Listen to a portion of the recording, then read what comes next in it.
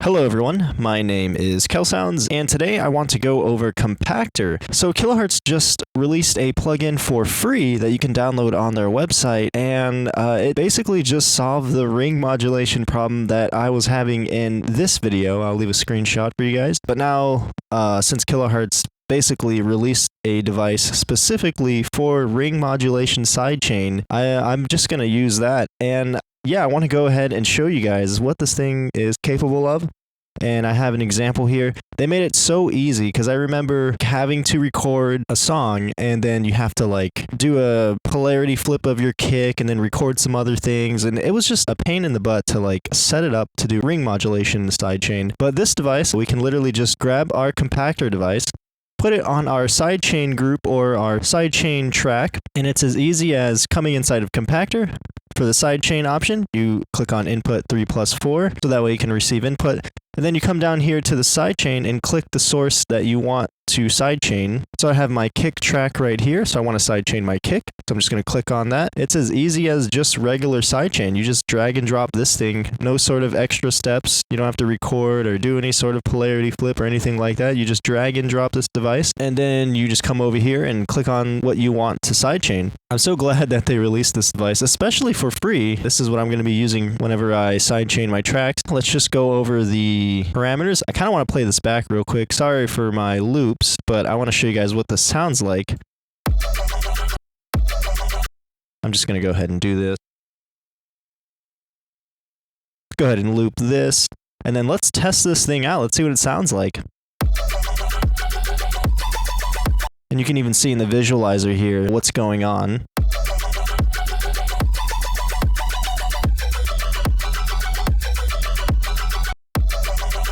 See what happens when I have faster times.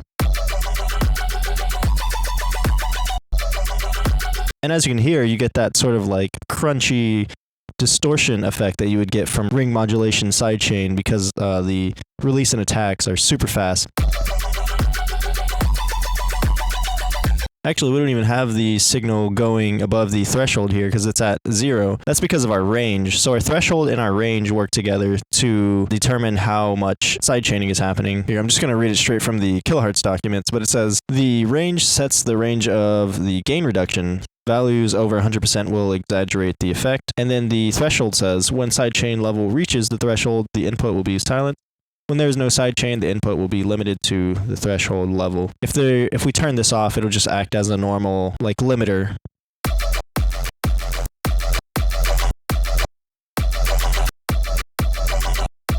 But of course, I'm going to go ahead and turn the sidechain back on.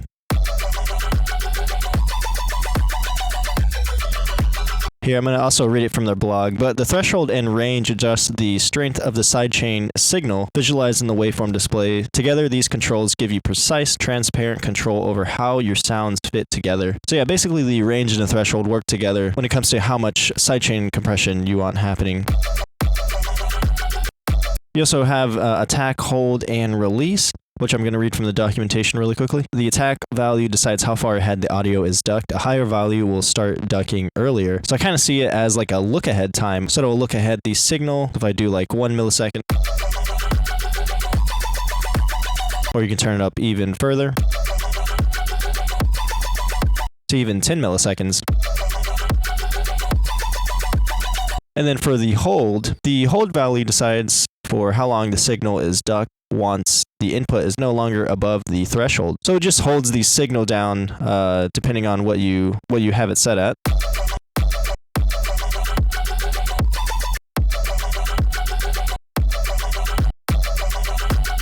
And then for release, the release value sets how long it takes for the audio to return to full volume once the input no longer passes the threshold and the hold stage has finished. So yeah, working with these controls give you precise control of how much compression or how much sidechaining is going to be happening. And then you also have these different modes over here that I want to cover as well. Kind of want to mess with this for a little bit. Let's take a look and just mess around with the controls.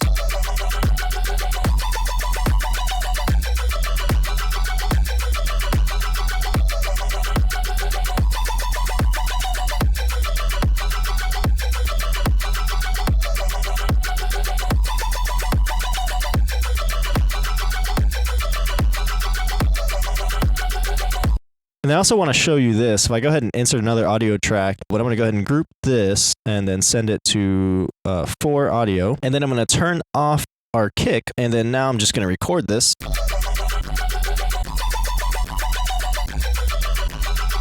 And this is so interesting because you can see it making room for our kick, just like how Ring Modulation Sidechain would do.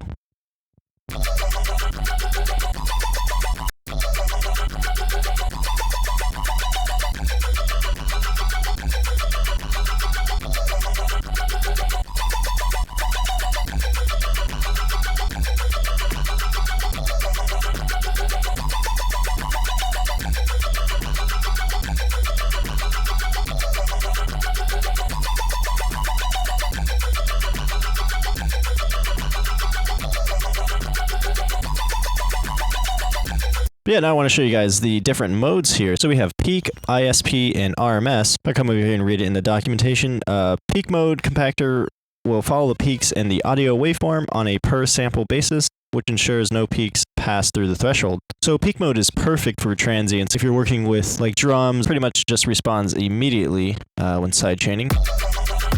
And then ISP, which is inter-sample peak, I think it even says it down here. Inter-sample peak compactor will follow all peaks in the audio waveform, even if they occur between samples. And so for even more accuracy, it detects the peaks between samples.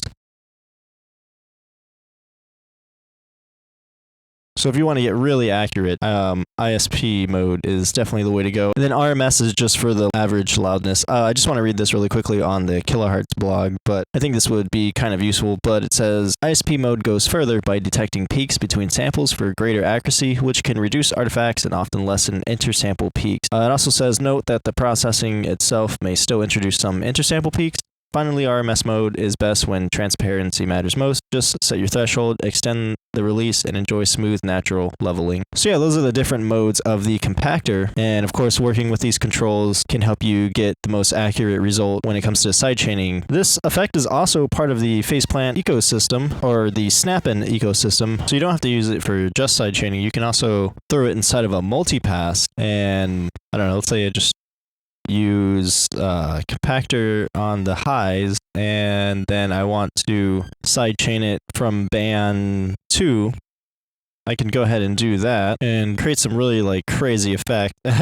Or you can just use it as a normal compressor or like a limiter.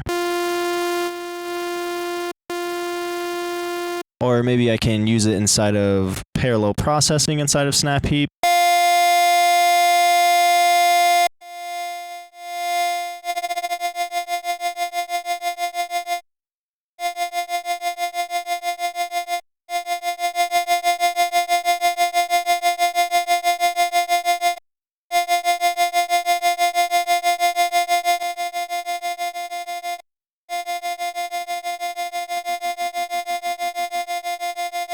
Or maybe I can use the effect with some drums.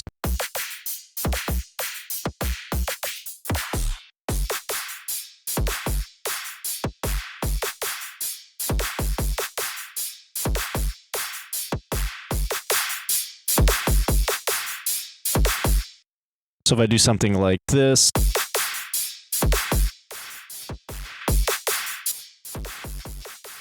I could do like some parallel processing with this drum loop and then get some really crunchy drums. Turn this up. And then I can mix it back with the original signal.